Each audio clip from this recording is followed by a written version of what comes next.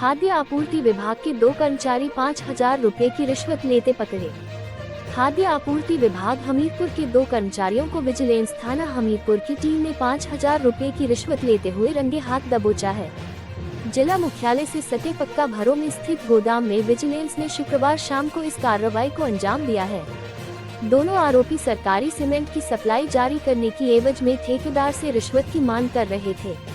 ठेकेदार से शिकायत मिलने के बाद विजिलेंस हमीरपुर की टीम ने जाल बिछाकर आरोपियों को रंगे हाथ पकड़ा है। आरोपियों की पहचान स्टोर कीपर नीलकमल व हेल्प देवेश के रूप में हुई है। एएसपी विजिलेंस हमीरपुर रेणु शर्मा ने कहा कि दोनों कर्मचारियों को 5,000 की रिश्वत के साथ रंगे हाथ पकड़ा गया है। हिमाचल के कई भागों में 3 दिन फिर बारिश बर्फबारी का अलर्ट, जाने मौसम पूर्वानुमान। हिमाचल प्रदेश के कई भागों में 3 दिन फिर बारिश बर्फबारी का अलर्ट जारी हुआ है।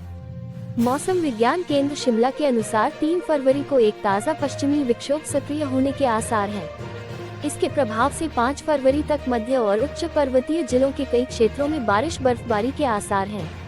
मैदानी भागों में बारिश की संभावना है। विभाग ने 3 दिन का येलो अलर्ट जारी किया है।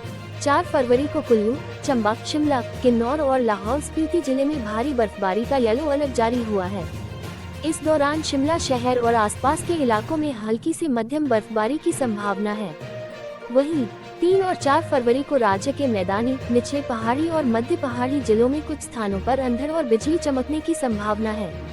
4 फरवरी को अलग अलग स्थानों पर ओलावृष्टि होने की संभावना है, जबकि 6 फरवरी को उच्च पर्वतीय 1-2 स्थानों पर बारिश बर्फबारी हो सकती है। 7 फरवरी से पूरे प्रदेश में मौसम साफ रहने के आसार हैं। अफसरशाही के तबादलों में सुक्खू सरकार ने युवाओं, अनुभवी अफसरों को दिया अधिमान। हिमाचल प्रदेश में हुए अफसरशाही के तबादलों में सरकार ने युवाओं और अनुभवी अधिकारियों को अधिमान दिया है। 1 साल की सुक्खू सरकार ने तबादले करने में संयम का परिचय देते हुए अफसरों को परखने के बाद जिम्मेवारी दी है। पूर्व की सरकारों में अक्सर सत्ता संभालते ही सबसे पहले जिलों के उपायुक्त और पुलिस अधीक्षक बदले जाते रहे हैं। इसके विपरीत मुख्यमंत्री सुखविंदर सुक्खू ने ऐसा नहीं किया। अब भी लोकसभा चुनाव के चलते चुनाव आयोग के निर्देशों पर एक स्थान पर 3 साल का कार्यकाल पूरा कर चुके अफसरों को ही बदला गया है। अगर अभी लोकसभा चुनाव नहीं होते तो शायद तबादलों में और समय लगता। मुख्यमंत्री ने तबादले करने से पहले करीब 2 सप्ताह तक उच्च अधिकारियों के साथ हर पद को लेकर मंत्रणा की। उसके बाद बुधवार रात को तबादलों की सूची जारी की गई। शिक्षकों के लिए साक्षात्कार की तिथियां तय, कुलपति चयन समिति के अध्यक्ष। हिमाचल प्रदेश विश्वविद्यालय में शिक्षकों के लिए साक्षात्कार की प्रक्रिया 5 फरवरी से शुरू होगी। विवि ने 2 विषयों के विज्ञापित पदों के लिए साक्षात्कार की तिथि तय कर इसकी तैयारियां कर दी गई हैं। फॉरेंसिक साइंस के साक्षात्कार 5 फरवरी को कुलपति कार्यालय की समिति कक्ष में आयोजित किए जाएंगे। बायोटेक्नोलॉजी विभाग के पदों के लिए 6 फरवरी को साक्षात्कार होंगे। विवि ने अक्टूबर में विज्ञापित विभागों के शिक्षकों के पदों की साक्षात्कार की प्रक्रिया को फरवरी के अंत तक पूरा करने का लक्ष्य रखा है। एचपीयू के प्रतिकुलपति प्रो राजेंद्र वर्मा ने कहा कि शिक्षक भर्ती की शुरू की गई प्रक्रिया के तहत 2 विभागों फॉरेंसिक साइंस और बायोटेक्नोलॉजी के पदों के लिए साक्षात्कार की तिथियां तय कर दी गई है। एम्स में रात्रि आश्रय के निर्माण को मंजूरी, 38 करोड़ से बनेगा, 500 लोग ठहर सकेंगे। एम्स में बनने वाले रात्रि आश्रय निर्माण को मंजूरी मिल गई है। प्रबंधन निर्माण कार्य शुरू करने के लिए अन्य औपचारिकताएं पूरी कर रहा है। प्रदेश भर और बाहरी राज्यों से एम्स आने वाले मरीजों और उनके तीमारदारों को रात्रि ठहराव की सुविधा देने के लिए 38 करोड़ रुपए खर्च किए जाएंगे। वहीं इस आश्रय में 500 लोगों के एक साथ ठहरने की व्यवस्था होगी। वर्तमान में कुछ एक विभागों को छोड़कर अन्य सभी में ओपीडी और आईपीडी शुरू हो गई है। 1 साल से संस्थान में मरीज भर्ती किए जा रहे हैं। दूर दराज से मरीज संस्थान में इलाज के लिए आते हैं, लेकिन कई बार उन्हें यहाँ रात्रि ठहराव की सुविधा नहीं मिल पाती थी। मरीजों के तीमारदारों को भी परेशानी का सामना करना पड़ता था, जिसके चलते प्रबंधन ने रात्रि आश्रय बनाने का निर्णय लिया था। इसकी मंजूरी के लिए प्रबंधन ने केंद्रीय स्वास्थ्य मंत्रालय को प्रस्ताव भेजा था। एम्स प्रबंधन के अनुसार अब इसके निर्माण के लिए मंजूरी मिल गई है।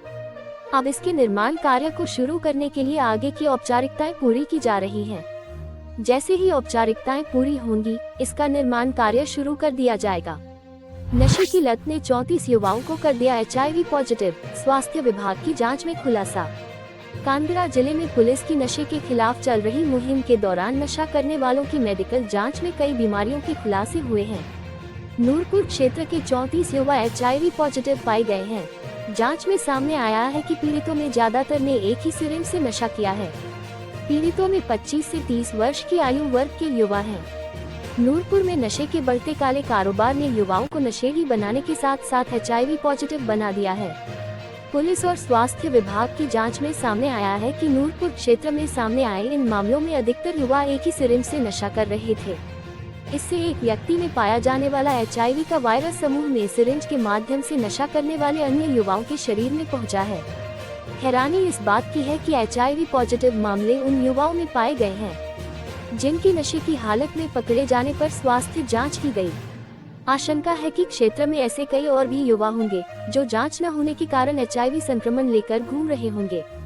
बागवान और पर्यटन कारोबारी हुए निराश, औद्योगिक घरानों को आम बजट उम्मीद। लोकसभा चुनावों से पहले केंद्र सरकार के अंतरिम बजट से हिमाचल के किसान, बागवानों और पर्यटन कारोबारियों को निराशा हाथ लगी है। हालांकि हिमाचल के औद्योगिक घराने जुलाई में पेश होने वाले आम बजट से उम्मीद लगाए बैठे हैं। प्रदेश के किसान, बागवानों को चुनावों से पहले पेश किए गए बजट में किसान सम्मान निधि में बढ़ोतरी की उम्मीद थी। बागवान विदेशी सेब पर आयात शुल्क 100% करने की उम्मीद लगाए बैठे थे। ऐसा कोई ऐलान नहीं हुआ। पर्यटन विकास के लिए विदेशी निवेश को बढ़ावा देने की घोषणा को लेकर पर्यटन कारोबारी जहां उत्साहित हैं, वहीं चिंता भी जता रहे हैं।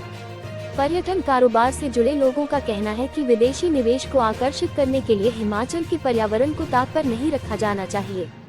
अंतरिम बजट में GST काउंसिल के उद्योग विरोधी निर्णयों पर अंकुश और ईमानदारी से GST भुगतान करने वालों को प्रोत्साहन से संबंधित घोषणा की उम्मीद भी पूरी नहीं हो पाई है। पिछले साल बजट में कालका शिमला हेरिटेज ट्रैक पर हाइड्रोजन ट्रेन संचालन शुरू करने का ऐलान किया गया था, जो सिरे नहीं चढ़ सका। हिमाचल तकनीकी विश्वविद्यालय UG और PG का पुनर्मूल्यांकन परिणाम घोषित। हिमाचल प्रदेश तकनीकी विश्वविद्यालय हमीरपुर ने स्नातक और स्नातकोत्तर विषयों का पुनर्मूल्यांकन परिणाम घोषित कर दिया है। मई 2023 में आयोजित परीक्षा परिणाम के बाद जिन अभ्यर्थियों ने पुनर्मूल्यांकन के आवेदन किए थे, ऐसे अभ्यर्थियों के परिणाम घोषित किए हैं। इनमें MBA, MCA, MSc भौतिक विज्ञान, MTech, M फार्मेसी के परिणाम शामिल हैं। B फार्मेसी के अभ्यर्थियों का पुनर्मूल्यांकन परिणाम भी जारी कर दिया है। तकनीकी विवि के परीक्षा नियंत्रक कमल देव सिंह कंवर ने कहा कि PG कक्षाओं के पुनर्मूल्यांकन परिणाम कर दिया है। अभ्यर्थी वेबसाइट पर परिणाम देख सकते हैं। सड़कों पर बर्फ जमने से शिमला में थमी रही वाहनों की रफ्तार, गिरते फिसलते गंतव्य तक पहुंचे लोग। नए साल की पहली बर्फबारी के बाद शिमला में शुक्रवार को मौसम तो खुल गया, लेकिन दुश्वारियां बढ़ गई हैं। सुबह शहर की सर्कुलर रोड सहित उपनगरों की कई सड़कें बर्फ जमने से फिसलन भरी हो गयी। सुबह शहर में बसों की आवाजाही ठप रही। लोग पैदल ही गिरते फिसलते अपने गंतव्य की ओर रवाना हुए। हलीनी से टॉल एंड, छोटा शिमला, हिमलैंड, लिफ्ट मार्ग व लक्कड़ बाजार की सड़कें बर्फ जमने से शीशा बन गयी। इस कारण वाहनों की आवाजाही नहीं हो सकी। लोग धक्का लगाकर गाड़ियों को निकालने का प्रयास करते रहे, लेकिन सफलता नहीं मिली। सड़क पर जगह जगह गाड़ियां फंसी रहीं। फिसलन इतनी ज्यादा है कि पैदल चलना भी किसी जोखिम से कम नहीं। इससे राजधानी में दूध, ब्रेड व अन्य रोजमर्रा की वस्तुओं की आपूर्ति नहीं पहुंच सकी। लोगों को परेशानियों का सामना करना पड़ा। वहीं सुबह NH 205 पर बनूटी से आगे शिमला की ट्रैफिक बंद हो गया। इससे निचले हिमाचल के 8 जिलों से राजधानी के लिए संपर्क कटा रहा। गुरुवार रात से ढांडा से आगे घनाहट्टी की ओर कई बसें, ट्रक, छोटे वाहन फंसे हुए हैं। रात को गिरी बर्फ से वाहनों के पहिए थम गए हैं। बनूटी हीरानगर से आगे शिमला की ओर सड़क बंद है। इसके दोपहर तक खुलने की संभावनाएं हैं। रेलवे स्टेशन से RTO तक लंबा जाम लग गया। पुलिस ने नाके पर 7.20 ग्राम चिट्टा पकड़ा। घर से चरस बरामद, 2 लोगों पर केस। हिमाचल प्रदेश के कांगड़ा जिले में थाना दमताल पुलिस की ओर से नाकाबंदी के दौरान कार सवार 2 लोगों से 7.20 ग्राम चिट्टा बरामद किया गया है। मामले की जानकारी देते हुए पुलिस अधीक्षक नूरपुर अशोक रत्न ने बताया कि पुलिस ने नाकाबंदी के दौरान कार सवार कमलदीप निवासी लहरों और पवन कुमार निवासी सिकुल देहरी तहसील फतेहपुर से 7.20 ग्राम चिट्टा बरामद किया गया। पूछताछ के दौरान पुलिस को पवन कुमार के घर में नशा होने की जानकारी मिली थी। इस पर दमताल पुलिस ने मकान में छापेमारी की, जहां से 450 ग्राम चरस बरामद की गई। दोनों आरोपियों को गिरफ्तार कर आगामी कार्रवाई अमल में लाई जा रही है। कमरदीप निवासी लहरों के खिलाफ पहले भी अलग अलग थानों में 6 मामले दर्ज हैं। बर्फबारी के बाद मौसम खुला पर दुश्वारियां बढ़ी, 720 सड़कें और 2243 बिजली ट्रांसफार्मर ठप। हिमाचल प्रदेश में 3 दिन बारिश बर्फबारी के बाद शुक्रवार को मौसम तो खुल गया, लेकिन दुश्वारियां बढ़ गई हैं। राज्य में शुक्रवार सुबह 10 बजे तक 4 नेशनल हाईवे व 720 सड़कें यातायात के लिए बंद थीं। इसके अतिरिक्त 2243 बिजली ट्रांसफार्मर भी ठप पड़े हैं। इससे कई क्षेत्रों में ब्लैकआउट हो गया है। बर्फबारी वाले क्षेत्रों में जनजीवन अस्त व्यस्त हो गया है। बर्फबारी के बाद कई इलाकों में पानी की पाइपलाइन जमने से पेयजल का संकट गहरा गया है। नए साल ही पहली बर्फबारी के बाद शिमला शहर के सर्कुलर रोड सहित उपनगरों की सड़कों पर बर्फ जमने से शुक्रवार बसों सहित अन्य वाहनों की आवाजाही ठप रही। लोग पैदल ही गिरते फिसलते अपने गंतव्य तक पहुंचे।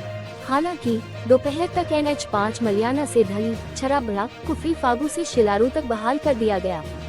इसी तरह NH 705 ठियोग से खड़ा पत्थर हॉटकोटी तक बहाल हो गया है। जिला कुल्लू और जनजातीय क्षेत्र लाहौल में भारी बर्फबारी के बाद दुश्वारियां बढ़ गई हैं। लाहौल में लोनिवी की सभी 134 सड़कें बंद हैं, जबकि कुल्लू में भी HRTC के 100 से ज्यादा बस रूट प्रभावित हैं। ऐसे में लोगों की आवाजाही पूरी तरह से ठप हो गई है। वहीं बिजली के करीब 700 ट्रांसफार्मर बंद होने से कई इलाकों में ब्लैकआउट की स्थिति बनी है। वहीं बर्फबारी से किसान बागवानों के साथ पर्यटन कारोबारियों के चेहरे खिल गए हैं।